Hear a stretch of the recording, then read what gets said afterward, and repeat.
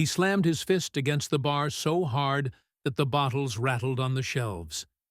The sound cut through the din of laughter, pool balls clacking, and the low murmur of a baseball game on the television. "Oh, this is your legendary Chuck Norris?" he shouted, his words already slurred by beer. "An old man who can't even hold a drink right?" The insult ricocheted across the room, and for a moment the air thinned into silence sharp enough to slice. A few men at the bar chuckled nervously. One woman covered her mouth. The bartender, who'd been drying a glass, froze in place. It was late evening in Austin, a Thursday when the regulars stayed late, and the smoke of cheap cigars lingered longer than the patrons. The floorboards were sticky with spilled beer. The neon sign outside flickered in and out, bathing the windows in restless red light. Everyone had been relaxed, until the boxer decided to make himself heard. He was local, well-known, his picture in a few gym windows around town. He wore his reputation like a second skin, leaning heavy on it with every swaggering step. His shirt clung with sweat from drinking too much, but his arms still carried the muscle memory of the ring. His voice was loud, cocky, rehearsed for attention. Across the room, in the corner booth near the jukebox that hadn't worked in years, sat the man he mocked. Chuck Norris. Simple plaid shirt, sleeves rolled to the elbow, posture neither slouched nor rigid. He had come quietly, almost unnoticed, nursing a glass of water more than whiskey. No entourage, no spotlight, no hint that the man was anything more than another tired Texan finishing his night. But his name had a way of carrying weight, even when he didn't speak it. The boxer grinned wide at the silence he'd created. He turned in a slow circle, arms lifted, waiting for laughter to follow. A few of his friends at the pool table clapped him on the back, goading him on. "Tell him, champ," one called out. Chuck lifted his eyes, just enough for the room to catch it. He didn't frown, didn't smirk, didn't move at all beyond that simple glance. But the look was enough to change the temperature of the air. For 3 seconds, no one breathed. The boxer misread the quiet.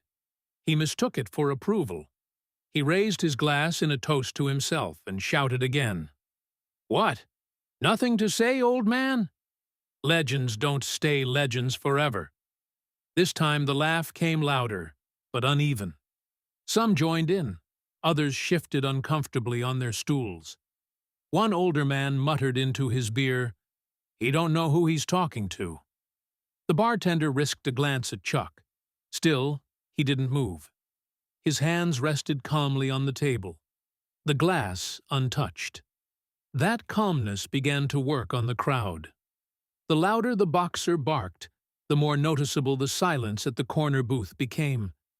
Tension moved through the bar like a current under floorboards. The television commentators' voices blurred in the background, announcing a double play in the baseball game. Nobody listened.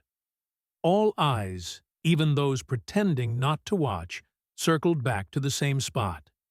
The quiet man and the loud one circling him with words. Chuck's stillness wasn't weakness. It was weight. And the boxer, though he didn't yet realize it, was pulling against something immovable. The boxer laughed again, too loud, and slammed his glass down. Foam spilled across the counter. "See? He won't even look at me. You're just a story, Norris, a movie. Out here, in the real world, you're nothing." A low whistle cut the air. Someone muttered, "Careful now." Chuck finally turned his head fully toward him. Not fast, not dramatic. Just a shift, slow enough to make the boxer's grin falter. His gaze held steady, flat, unblinking. No one in the bar spoke. Even the television felt quieter, the play-by-play swallowed by the silence. The young boxer shifted his stance, laughed nervously, and tried again to provoke. "What's wrong? Cat got your tongue?" Chuck said nothing. His silence filled the room more completely than any shout, and in that silence, everyone understood the same thing. Something was going to happen. The boxer tilted his head, gesturing toward Chuck's table as if inviting him to move. His bravado cracked just enough to show through. "Come on, old man. Show us you're not all myth."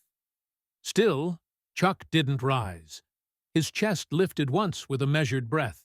His hands remained flat against the table, but his eyes never left the younger man.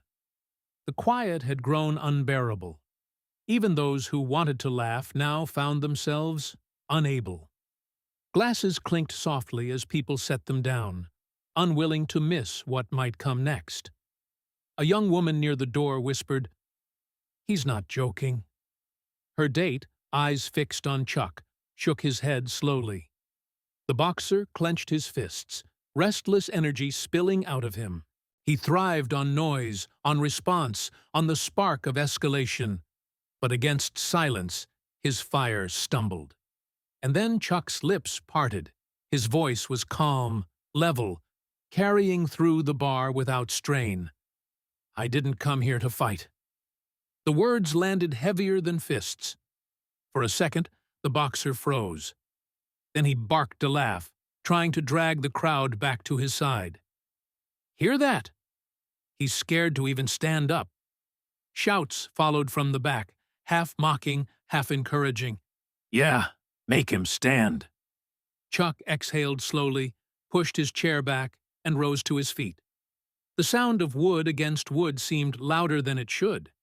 He stood straight, neither threatening nor retreating, just present. And the bar fell into complete silence. Every head turned, every breath held.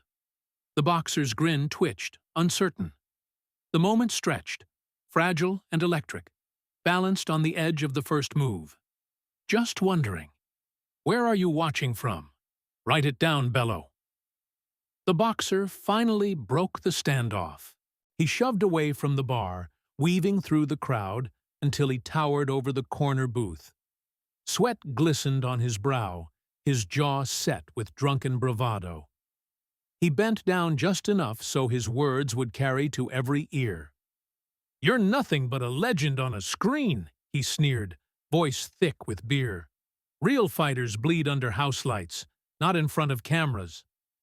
Glances darted around the room. Pool cues froze mid-stroke, glasses hung suspended halfway to lips. Even the television above the bar seemed quieter, the crack of a bat muffled beneath the weight of the moment. Chuck didn't answer right away. His hands rested calm against the table. His eyes lifted slowly, and up close the lines on his face looked carved rather than worn. When he spoke, it was even almost tired. "I didn't come here to fight." The boxer grinned wider, spinning toward the crowd like a showman hitting a punchline. "Hear that?" He came to hide. Nervous chuckles broke out. A young man near the pool table hollered, "Tell him, Max!" And the boxer's name spread through the whispers. Max soaked it in, chest expanding with the fuel of recognition. But the other half of the room told a different story. At the bar, older men folded their arms, jaws tight. One muttered into his beer, "He doesn't know who he's talking to." The tension built until the bar itself became a third presence. You could feel it in the way chairs shifted, in the half-raised phones under tables, in the bartender's hand hesitating near a stack of napkins like a man bracing for blood. Max pressed closer. His voice rose a notch. "You're comfortable when the director yells cut. Out here? You're just a rumor." The line earned him laughter, but it didn't touch the man across from him. Chuck's head tilted, eyes steady. He glanced once at Max's stance, feet set, fists curling unconsciously, then back to the crowd that had tightened into a ring without meaning to. "This is a bar," Chuck said evenly, "not a gym." The home run call from the television sputtered into silence as the bartender killed the sound. All that remained was the drone of a ceiling fan and the wet clink of ice shifting in the bin. Max leaned so close, Chuck could feel the heat of his breath. Then, stand up and prove me wrong. Voices flared behind him. Yeah, stand up. Come on. The fuse had caught. Chuck's chair scraped the floorboards as he rose. The sound was soft but final, louder than the shouts. He didn't square up. He didn't raise his fists. He simply stood, shoulders broad, posture straight, his eyes locked. The silence that followed was heavier than noise. For 3 long beats, Max hesitated. He licked his lips, tried to twist the tension into comedy. What's the matter, old man? Hands too brittle? A woman at the end of the bar flinched. The man beside her traced a finger along his glass, but said nothing. Chuck's reply was steady. Go home. The words weren't a challenge. They were a verdict. Max threw back his head in laughter. He can't, he told the room, arms wide like a preacher at the pulpit. He won't. The crowd responded with a chorus of boots shifting, stools scraping, and phones held high, their screens glowing like moth wings. Someone whispered, Careful now. The bartender spoke at last, voice low but firm. Back it up, Max. Max didn't. He shrugged out of his jacket and tossed it onto a chair. His movements carried the rehearsed confidence of a man who had done this too many times in gyms, too many times under bright lights. He walked toward the center of the floor, where the broken jukebox cast its dead glow. He lifted his hands high, bouncing lightly on his toes, playing to the circle that formed instinctively around him. Real world now, he declared. No cameras to save you. Chuck didn't move from the edge of the shadow. His arms hung loose at his sides, elbows relaxed, weight evenly spread. His calmness filled the gaps Max's noise couldn't reach. Last chance, Chuck said softly. Don't do this.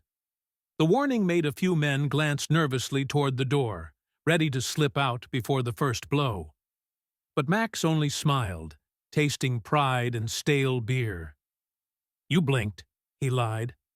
That's enough for me. The bartender slid napkins across the bar, surrendering to inevitability. The ice machine's hum became a clock ticking down. Max bounced once more, then lunged forward, chin high, selling it for the crowd. He planned a glancing touch, just enough to humiliate without damage. A move to write the story in his favor. But the lack of response froze him. Chuck didn't flinch, didn't shift. The absence of movement made the room tilt. Max hesitated mid-step, the weight already committed. His pride forced him onward. He curled his fist, swung out. Not a knockout punch, just a cuff meant to sting. The crowd held its breath. And that was the moment everything tipped into the inevitable. Max's punch came sloppy, more theater than violence, a cuff meant to graze and humiliate, to earn him a story for tomorrow. His chin tilted high to sell bravado. His weight tipped too far forward, telegraphing intent before his fist left his side. Chuck didn't wind up, didn't square off. He shifted a fraction, hips settling, feet steady as if on rails. His answer was a straight right, compact and exact, no more than 6 inches of travel. The sound it made wasn't dramatic. Not a crack, not a roar, just a dull, final thud, like a door latching shut. Max's eyes lost focus. His body kept going without him, knees buckling as though the floor had tilted. He collapsed onto one, palms smearing against the sticky boards. Blood traced his lip before he even understood what had happened. The room didn't erupt at once. It needed a heartbeat to process the sight. A pool cue rolled soundlessly into a corner pocket. The bartender froze with napkins in hand. Even the neon outside seemed to steady its flicker. Then noise broke loose. Shouts, whistles, shock laughter from throats that didn't know how else to react. A woman at the bar gasped into her palm. Someone muttered, "Oh, God," half awe, half prayer. Max touched his mouth, pulled back a crimson smear, and stared at it like it belonged to someone else. His confusion was raw, almost childlike. When he looked up, it was into the same calm eyes he'd mocked minutes earlier. Chuck hadn't moved after the strike. No follow-up, no flourish. He stood rooted, breathing even, his posture unchanged. He looked like a man who had swatted a fly, not dropped a fighter. "You wanted a lesson," he said quietly. "Here it is." The words weren't loud, but they carried to every corner. The bar hushed again, sound drained out as quickly as it had surged. Max tried to grin, pride clawing its way back onto his face. "Lucky touch," he rasped, his jaw stiff around the words. His friends shifted uneasily, unwilling to step in, unwilling to step away. He pushed himself upright, thighs shaking with effort. His shoulders sagged, but he rolled it back, trying to regain theater. He bounced lightly, too high, the floorboards complaining beneath him. Chuck didn't move. His stillness was louder than Max's swagger. Frustration ignited in Max's eyes. He feinted a slap, aiming for sting over damage. Chuck angled his head a degree, letting the air absorb the blow. No counter, just denial. That refusal hurt worse than a punch. Max's pride forced escalation. He stepped in hard, pawed with his left, set the right. His footwork betrayed him, beer heavy, pride heavy, out of rhythm. Chuck shifted once more, small as a breath, guiding the wild arm past. His left hand touched ribs with the precision of a scalpel. Max gasped, the sound involuntary, ripped out of him.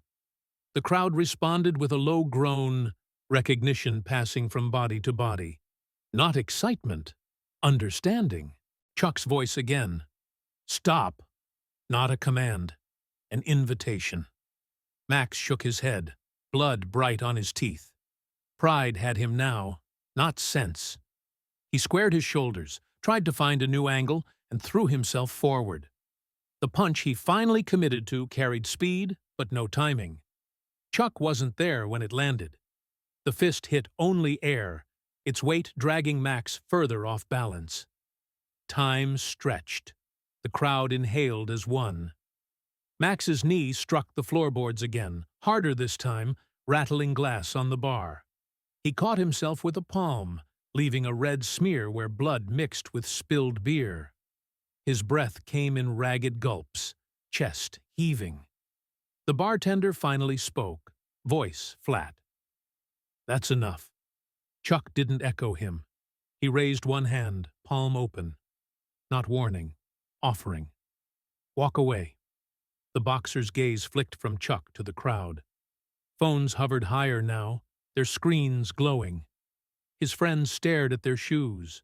Pride waged its war against survival in the lines of his face. He started to rise. Relief spread across the room like a current. Boots scraped back, bodies eased. Someone exhaled so loudly it drew stares. Then his heel slipped in the ring of beer from his own glass. His arms flew up to steady himself, fists half-formed. The crowd gasped, misreading balance as intent. The mistake sparked his pride again. His chin lifted. The circle tightened. The room leaned. Chuck didn't advance.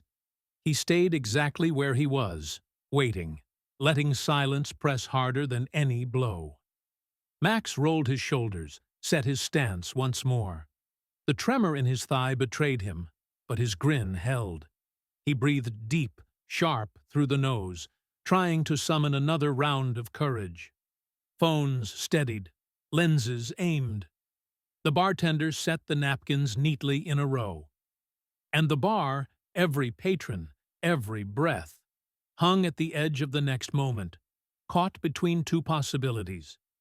That Max would take the exit offered, or that he'd demand another lesson, harsher than the first.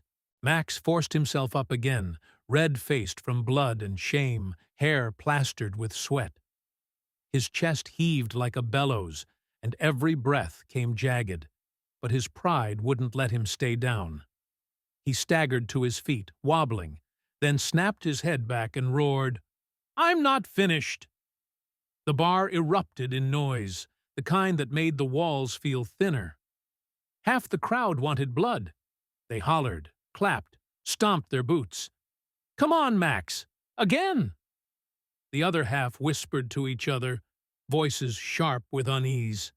"He's gonna break that kid if this keeps up." For a moment, it felt less like a bar and more like a small-town arena.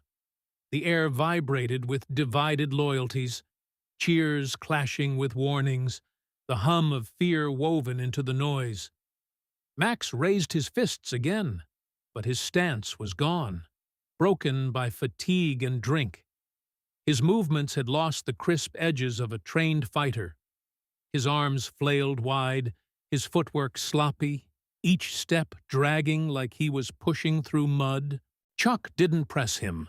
He even stepped back, opening the distance, giving him room. His stillness carried more weight than any punch, as if he were letting the young man choose which path to walk. The retreat looked like mercy, but it radiated control. Max lunged with a furious series of wild punches, shoulders snapping too fast for his hips to follow. Each strike sliced the air, missing by inches, whistling past a target that wasn't there. Chuck's head moved just enough, tilts, slips, pivots, never hurried, always measured. The old fighter's calm footwork looked almost lazy compared to the frenzy, but every dodge carried authority. The crowd felt the rhythm shift. Cheers broke apart into fragmented gasps. A young man holding his phone lowered it, realizing he wasn't watching a brawl anymore. He was watching something closer to a lesson. Max roared again, throwing another hook, too wide, too desperate. Chuck caught his wrist mid-swing.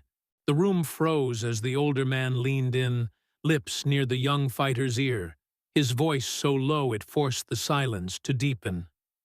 "You're not fighting me," he whispered. "You're fighting your ego." Max's knees nearly buckled.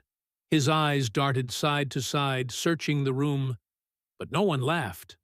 No one jeered. The crowd's noise had dissolved into a tense hush. Even the bartender leaned forward, hands flat on the counter, as if the words themselves had landed harder than the punch. Max yanked his arm free with a grunt, but for the first time his shoulders sagged, his fists wavering at chest level. His face twisted between rage and something he didn't want to admit: recognition. He charged again, more out of stubbornness than strategy, swinging a flurry. Chuck didn't counter. He just kept slipping, sidestepping, turning each punch into a ghost of itself. The space between them became a mirror. Max flailing against himself, Chuck calm enough to let him. The crowd murmured in awe. One older man whispered, "He's not even fighting back." A woman near him shook her head, eyes wide. "He doesn't need to." Max's breath grew louder than the shouts. He gulped air, his chest rising high, arms dropping lower with every swing. His strength drained faster than his fury could refill it. He stumbled after missing another right, his hands falling limp at his sides. Chuck stepped in just close enough to place a single hand on the young man's shoulder. Not a shove, not a strike. Just a steady palm pressing down lightly, like a father stilling a child. The gesture silenced the bar. Max stood there, panting, sweat dripping off his chin, his fists open now, empty. His face crumpled with the realization he wasn't losing to Chuck's fists. He was losing to himself. The crowd knew it too. Their cheers had gone. No one wanted to see more. The spectacle had ended, replaced by a weight that hung heavy in the air. The fight wasn't about blows anymore. It was about pride unraveling in public. Chuck said nothing further. His hand stayed on the young man's shoulder, steady, unshaking, the only anchor in the room. And in that stillness, the lesson cut deeper than any knockout could have. The bar, once rowdy and split, had become silent, a single audience watching not a fight, but a transformation in progress. The words struck harder than a fist. "You're not fighting me. You're fighting your ego." They echoed in Max's skull, louder than the ringing in his jaw. For the first time all night, his fists hovered without purpose. His chest caught mid-breath, suspended between attack and surrender. And in the gap, the bar froze with him. Nobody coughed, nobody clinked a glass. The crowd was a single held breath, waiting to see which way he'd break. Max tore his wrist free, stumbling back a step. Pride stitched over the wobble. He rolled his shoulders, trying to paint strength over exhaustion, but the paint was thin. His next punch was all outline and no substance, telegraphed from his shoulder, his feet sluggish beneath him. Chuck tilted his head and let the glove slide past air. Max doubled down with volume and movement. He unleashed a flurry, or what should have been one, 3 punches that unraveled after the second. His feet fought each other, his balance slipping. He jabbed, he hooked, he swung, and every time he met only space. Chuck moved with quiet precision, letting the mistakes collapse under their own weight. The room's noise drained away. All that remained was the soft hum of machines, the ice bin rattling, a neon light buzzing overhead, the muffled vibration of a phone left forgotten on a table. It was no longer a crowd watching a fight. It was a jury, listening for the verdict in the silence. Max's breath turned into ragged scraping sounds. His shirt clung to him, soaked, heavy. He drew air in desperate gulps, ribs heaving like a man too long underwater. He swung again, slower now, softer, running on fumes. Chuck's shoulder shifted, a quiet parry, and the strike dissolved before it had meaning. Arms dropping, Max bent slightly, hands sagging below his chest. He wanted to raise them again, but his muscles no longer believed his pride. No one laughed. The bartender leaned forward, both palms pressed flat to the counter. A woman by the door clasped her hands, like she was praying without realizing it. The old men had gone still, their folded arms a kind of silent approval. Max threw a wide hook out of habit. It landed in nothing, his legs shuddering beneath him. He stumbled on the sticky boards, where spilled beer tugged at his soles. His eyes shone with heat that had nothing to do with anger, an almost tearful brightness he swallowed down with clenched teeth. Chuck didn't close in. He didn't need to. His stillness radiated more authority than any strike. His breathing stayed steady, measured, patient. "Enough," he said at last. Max shook his head, because that was the only answer left that still looked like strength. He tried to raise his fists, but they dragged, heavy as stone. A final jab sputtered forward, more gesture than punch. Chuck met it with 2 fingers, brushing it aside. It was a dismissal, not a defense. Silence thickened, pressing against skin. It felt like the air itself was listening. The baseball game on the muted TV played to no one. Even the neon seemed to dim, tired of humming. Max froze. Not because he wanted to, because there was nothing left to give. Rage had burned itself out. What remained was the hollow place where truth seeps in. He looked at the man in front of him and saw no mockery, no cruelty, just room. Chuck stepped forward, calm, and placed a hand on his shoulder. It wasn't heavy. It wasn't force. It was a steadiness Max hadn't known he was missing. The contact traveled deeper than any blow. The bar was still. You could hear the faint rattle of the ceiling fan's chain, the clink of a bracelet sliding down a wrist. Someone swallowed audibly. No one dared interrupt. Max tried to force words through his raw throat.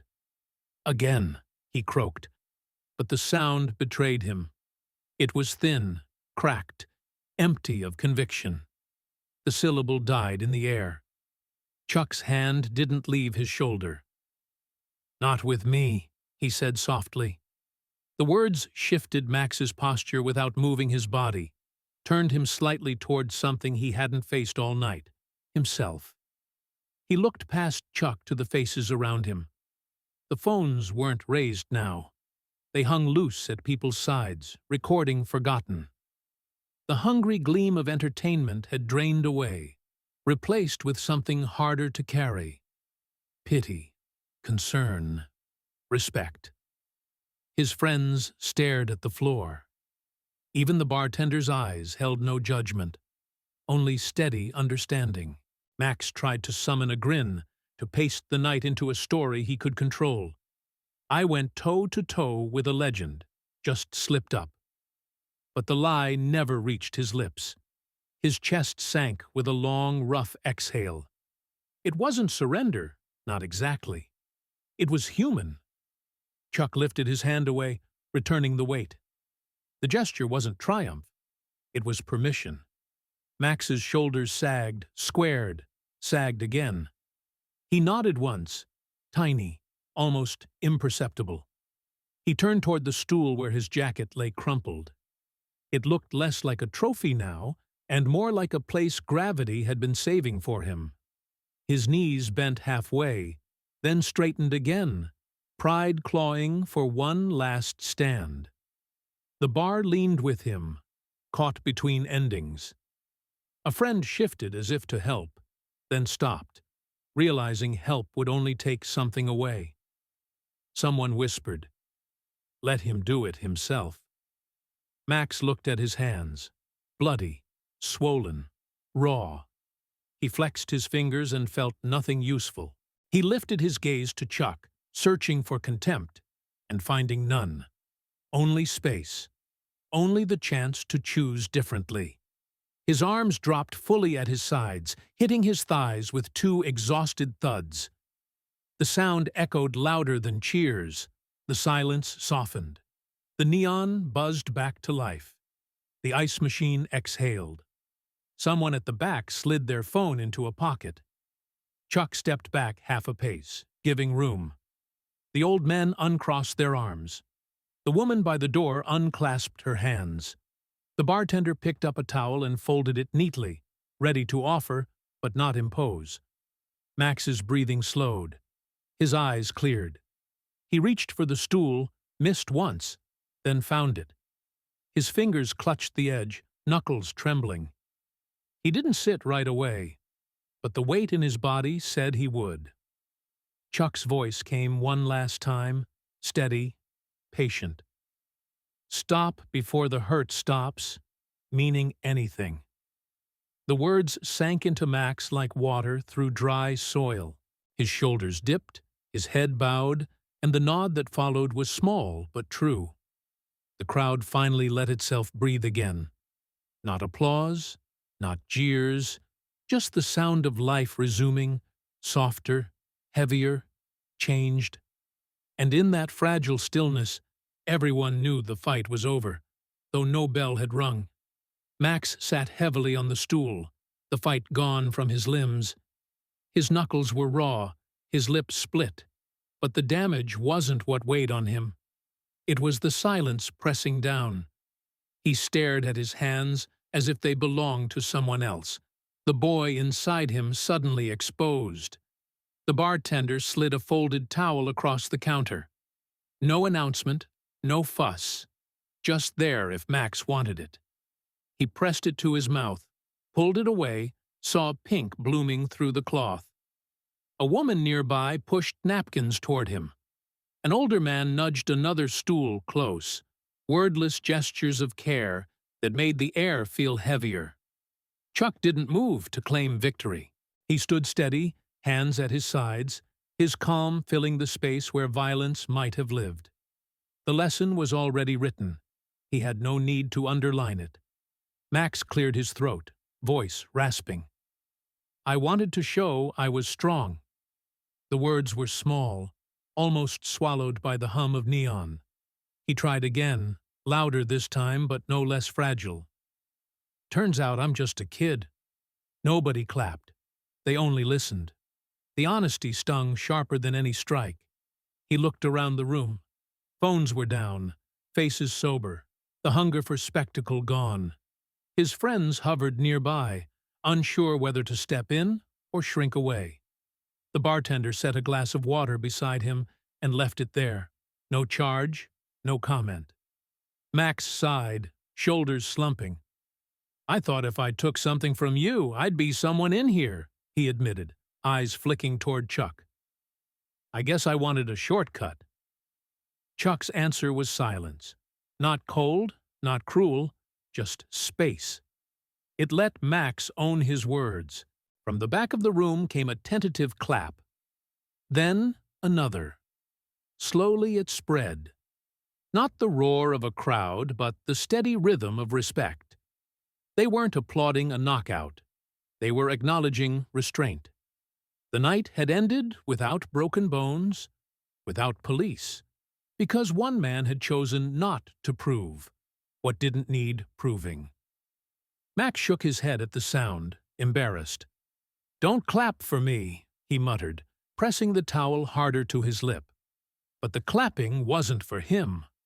Chuck gave a single nod, almost imperceptible, then turned toward the door. He passed through the crowd without slowing, without soaking in the attention. At the threshold he paused, catching the cool night air, then stepped out. The bell above the door gave a soft ring, and he was gone. Boots fading into Texas dark. Max kept his eyes on the door long after it closed. Finally, he smiled, tired and thin. The kind of smile you give when truth leaves no other choice. He picked up the water, drank deep, and let the towel rest in his lap. Around him, the bar began to breathe again. Chairs turned back. Conversations picked up. The baseball game regained its sound.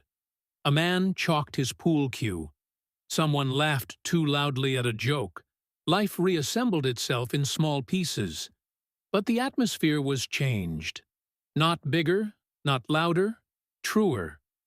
The people who had witnessed it carried something they hadn't expected to find between spilled beer and neon.